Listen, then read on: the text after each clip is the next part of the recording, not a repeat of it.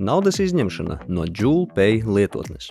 Sākuma lapā, nospiežot mājas ikonu apakšējā kreisajā stūrī, izvēlēties sadaļu izmaksa augšējā labajā stūrī, lai sāktu līdzekļu izņemšanas procesu uz savu bankas kontu. Pārbaudiet savu izmaksas konta informāciju. Ja dati jau ir aizpildīti un pareizi, pārējiet uz nākamo soli. Ja nepieciešams veikt izmaiņas, noklikšķiniet uz Mainīt un norādiet savu bankas kontu. Ievediet savu vārdu, ievediet savu uzvārdu. Šiem datiem jāsakrīt ar jūsu personu apliecinošu dokumentu. Ievediet savu konta numuru, tas ir ievediet savu IBAN. Atzīmējiet datumu un nospiediet iesniegt. Svarīgi!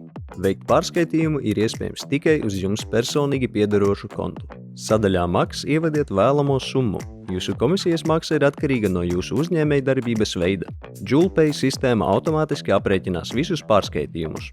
Pēc visu pārbaužu un apstiprinājumu saņemšanas jūs saņemsiet apstiprinājuma kodu uz savu reģistrēto tālruņa numuru. Ievediet kodu un nospiediet iesniegt.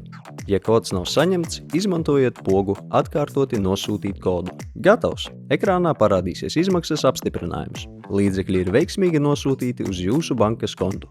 Paldies, ka izvēlējāties JoulPay!